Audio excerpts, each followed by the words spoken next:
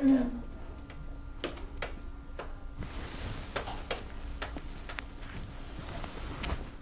So did everyone else bring all like pictures or anything? Just one. Really? Actually, just Mr. Masanaga. Oh, okay. Yeah. That's pretty much it. Oh, okay.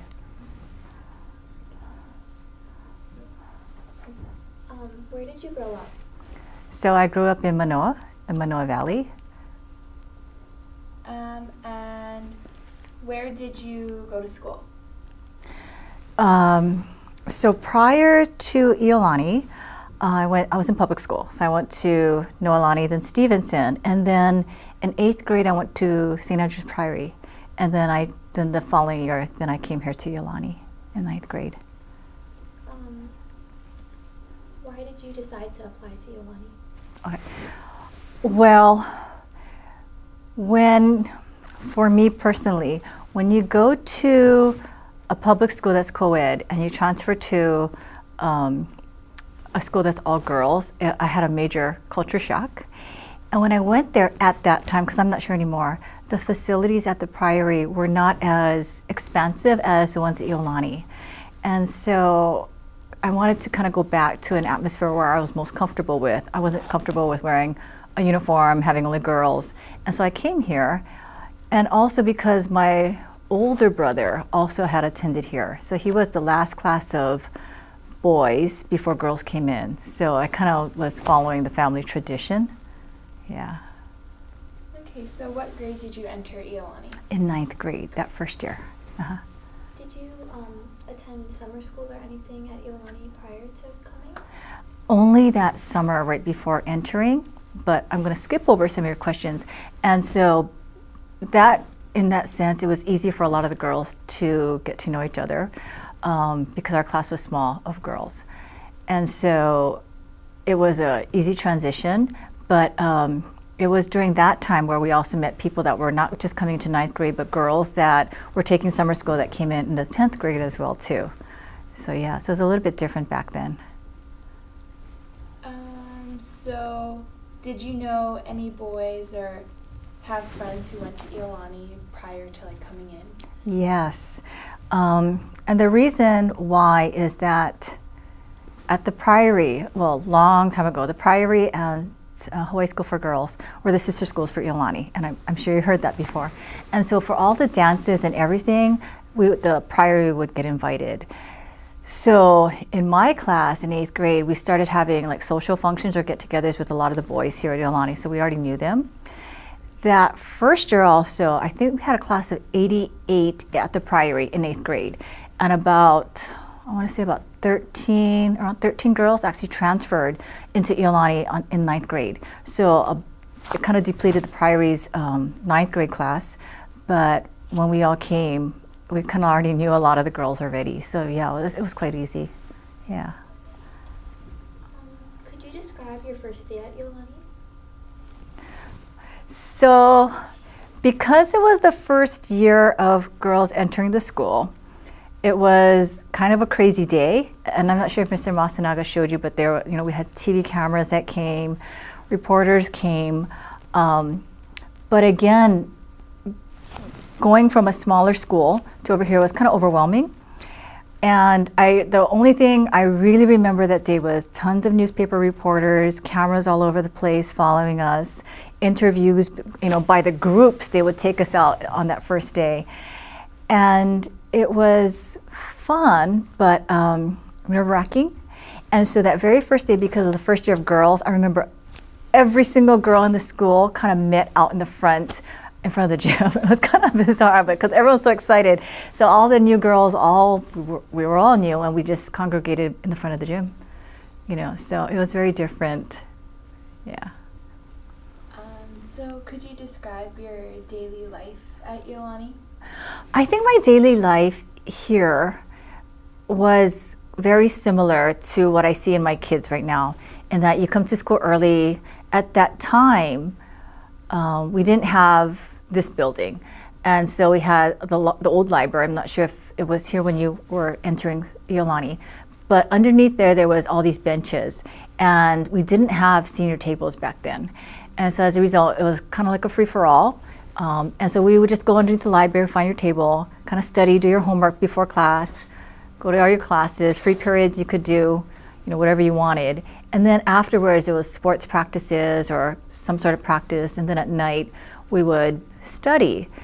Very similar to now, in which we didn't get to go out a lot during weeknights because we're so busy studying. But that was my typical weekday here as well, too. Very similar. How did the boys make you feel like academically in class? Like, did they push you, or was it the girls pushed them? The boys, we hear, what they tell us is that we seem to push them. But, and I think you still have that today, that when you're in Iolani, I think a lot of the students that come here are cream of the cream. And so they were always pushing the girls as well too, in the sense that I remember asking some of the boys in my class, how are you so smart? And a lot of them had like photographic memory. And so I would say, what exactly is going on? What do you see? How does your brain work? And they would try to tell me the differences, and I'd be like, that's really no fair because I don't have photographic memory and you do. So they kind of pushed us along as well too. So I think it was an even thing. Yeah. And how did they make you feel socially, too? I think it was okay, just because I was very familiar with being in a coeducational environment. I was more comfortable in that versus being in a single-sex environment at the Priory. So just for me personally, it was okay. I felt more at home here. So yeah, I'm glad I made that decision. So initially, did all the girls group together, or was it already mixed friend groups? I think because all the girls were trying to find their groups and their places, initially I think most of the girls were in their cliques. But through time, and I'm not even sure if it was that first year, but within the first couple years, then our groups did expand, and it was co-ed. But I think for my specific group, and Mary is here as well too, we had our core group of friends, of females, and we also had a core group of guys that we would always associate with as well too. So, but then that became a really, really, really large group. So, but to this day we still get together. So it was a mixed bag. Yeah. So what activities did you participate at Iolani? So when I was here, marching band, the band, hula halau, cheerleading for a little bit, and then the flags. And then in terms of sports, it was basketball and soccer. So it was, it was just really different because a lot of these things were beginning as well too. Yeah. Did you go to any of Iolani's school dances? We did. From 8th grade we were going. And at that time, the dances were in our student center. And I think it was different because even from the 8th grade and on, it wasn't, you have dinner over there. It was everybody ate and then you came. But the difference is that you could also invite other people from other schools. So other people showed up as well too. And the other thing is, when we first started, the dances went, I believe, until 11. It was really, really late. Yeah, and the reason why it stopped being so late is because then we started to get complaints from the next door neighbors. And they said, the dances are really keeping us late at night. And so I think it was either 9th grade or 10th grade, they decided to make the hours shorter. But yeah, we did go. So you participated in basketball and soccer. Uh-huh. So did you have, or were there any moments that you remember that defined your athletic career, since it just started?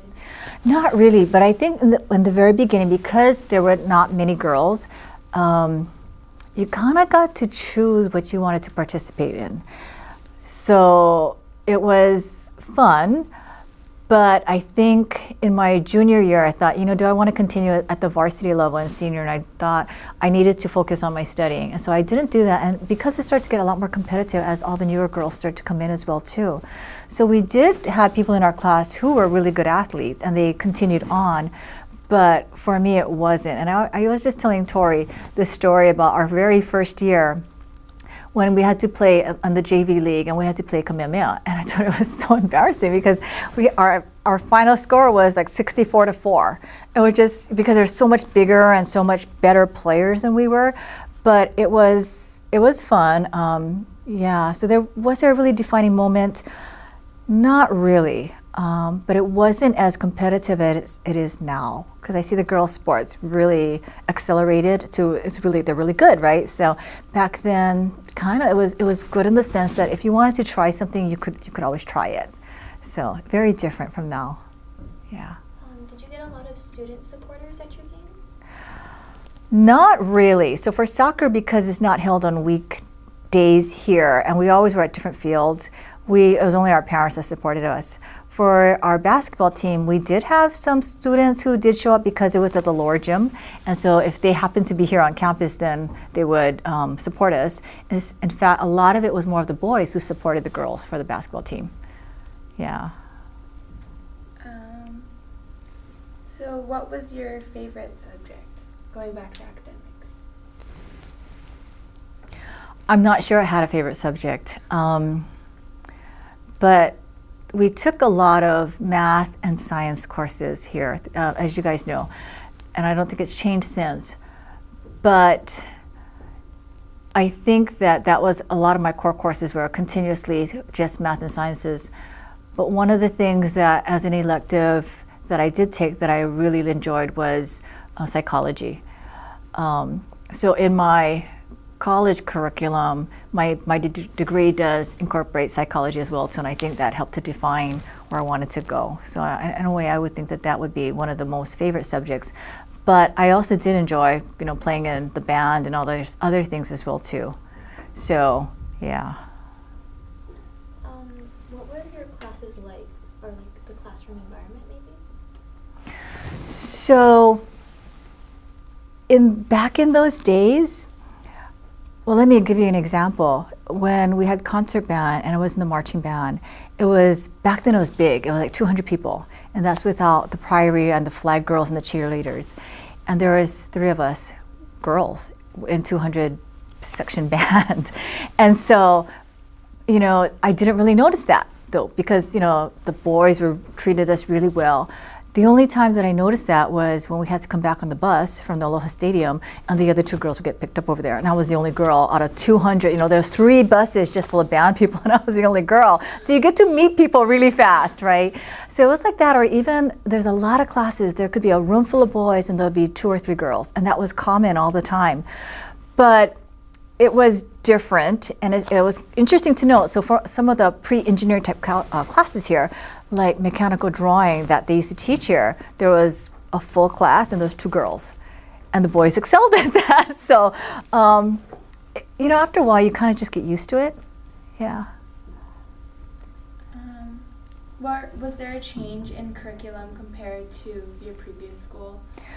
So from the Priory, no. It was just to me, as difficult. But from Stevenson, from public school, for me, it was hard. And so in a way, it was good that I had that 1 year going to the Priory to prepare me for here, because I found that it was challenging. I'm not gonna lie, it wasn't easy. I don't have photographic memory like everyone else, but yeah, it was pretty similar to the Priory, very not similar to Stevenson or public schools at that time. Yeah. Do you feel that coming to Iolani was worth the preparation for college, academically and socially? Yes. The reason why is, like I was saying, in our class, it was about 30-something girls when we first started that first year. And by the time we graduated, I think it was about 46 girls. But the ratio of boys to girls was maybe 1 to 4, something like that. But in our classes, we only had about 2 or 3 girls. That was very typical at that time for girls to boys ratio. So when I went to college, I'm actually an industrial systems engineer. So over there in college, what I found that my degree in industrial systems engineering is we're productivity experts, and so we look at processes and make them better by doing efficiency studies and statistical analysis, and we take into account engineering, business, and psychology. Because of that, they don't have that curriculum here at UH, so I went away for school. But I thought, okay, School of Engineering, USC. I thought, okay, a lot of Asian people. Well, the very first day I walked in, I was maybe one of 5 girls in my class, and the rest of my classmates were either military, because they use a lot of industrial systems engineering, because in the military, the one with the most toys or the most weapons wins the war. And so they want to make it faster and more economical. And then the oil producing countries, so that was Saudi Arabia, Iran, Iraq. And so the majority of my classmates, when I walked in, were either in military uniform or they were wearing turbans. And there were men, not the women, those men from the oil producing countries, because they wanted to be able to get the oil out of the ground faster. So I was again placed in a situation where I was a big minority. So coming from Iolani, that was a huge shock, but I decided to stick it out. And after that, in college, it was okay. But again, dealing with the different cultures, it was very different, because in the Muslim culture, women don't have a voice. So that was the difference between Iolani and in my college curriculum, in the sense that at Iolani, my classmates, everyone was pretty much not shy about talking, and everyone's opinions are heard. But when I went to college and I'm dealing with the Muslim population things, women are kind of invisible. At that time, I'm not sure about now. And so when we would be in group assignments and we would talk, they would kind of like keep on talking like we didn't exist. So coming from Iolani, I was like, what is going on? You know, normally people, they pay attention, everyone's respectful, but in that college sense, we didn't have that as well too. So it was kind of interesting. And then after that, after graduating from college, when I did come back to Hawaii, my first job as an engineer, I was in a construction field, wearing a hard hat, construction boots, and all that. And again, heavily male dominated. So again, it was like, well, you know, I guess because of coming from here and being in that odd ratio of female to male, it was kind of easy transitions all over the place. So I feel, yeah, it did prepare me. What it didn't prepare me for, though, is that when we came here with big groups of girl cliques, and we're all friends to this day, and when I went away, because again, there was a different culture, it's not like I blended with all other females. There were no females in the engineering curriculum back in the day. So yeah, so it was very different, yeah. So since you were, like prior coming to Iolani, you were put in a coeducation environment, and you said that felt like you were at home. So how do you think coeducation impacted your life at Iolani? How did it impact whose life? My life? Yeah. I think I got a better education because I wasn't always like in a culture shock.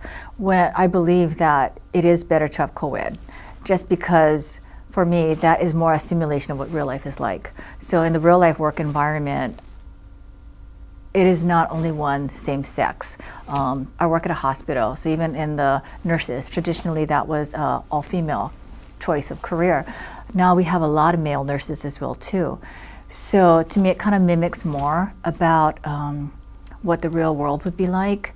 I know the philosophy behind some of having the same sex in an environment is easier for the students to focus. But to me, when you go into real world, you're not always going to be, I don't think there's any trade in which you go into that there's only one sex that you'll be working with. And so it helps to grow you in how to interact with people and how to work together with people as well too. So I felt that it was, I felt like it was a more challenging but better situation for me, yeah. You said that your brother graduated from uni. Yes. Was he here during the transition too? No, so my brother is actually a son of Iolani. He came here from kindergarten, and in 1979 is when he graduated, and that was like in May or June, and the girls came in August, September of 79. So he missed it by 3 months, yeah. Do you think he could have benefited from coeducation? So, and I don't know if any of your fathers came to Iolani when it was only one sex, when it was all male. But to me, what I noticed is when it was all males versus all females, there was a different culture. They are, and especially my brother's class, they are so strongly connected. That was good. Did it make a difference? No, because majority of his friends, they're well adjusted, whether or not there was females in their classes or not. But what also happened before Iolani actually officially became coeducational, they did have people that did come from like the priors and take classes here as well too. So they did have exposure already. Do I feel him and his friends could have benefited? Not, I don't think it would have made any difference because, again, they still had regular, normal relationships with females from other schools and a lot from the Priory, and they met through social clubs as well as like dances and other extracurricular activities. So, yeah. Yeah. Do you guys have any questions? That's all we have. Okay, thank you. Thank you. How do you like this class so far, your oral history? I enjoy it. Yeah? Yeah. It's a good class. What are you getting an overall sense from the other females that it was like the right choice and all that? Yeah. Yeah. We interviewed Miss Kathy Warner. Uh-huh. So, yeah, she was all for it. I think so. What we first encountered when we were here is, you're right, it was a good transition for the females. For the boys, for some people, it was a hard transition though. Even for some of the female teachers, it was a hard transition for them as well too. They liked it being all boys. So for us, it was very different. Number one, we took away the favorite boys' bathroom. Yeah. I wing. Yeah. Yeah, and so, stuff like that too. And so even like the locker rooms, we took away one of their locker rooms. So it was a very different culture back then. But I think the culture how it is now, it's really good. So that's good. I see changes, but not that much. So I'm not sure if all my classmates said the same thing. No, I think you're one of the first ones that we interviewed. Oh. Yeah. We didn't really interview too many. Oh. Okay. Okay. Also, but you should talk to Mr. Kohara. I asked him if he would want to be interviewed, and Uh-huh. he said he doesn't really remember anything. So yeah, so he and I were like kind of like in the same group as well too. And then Mr. Yonamine from lower school, and then Mr. Doi. And so I'm not sure how I never asked them how they felt about it, but it'll be interesting to hear what they have to say as well. Yeah. All right, well, thank you for hearing my story.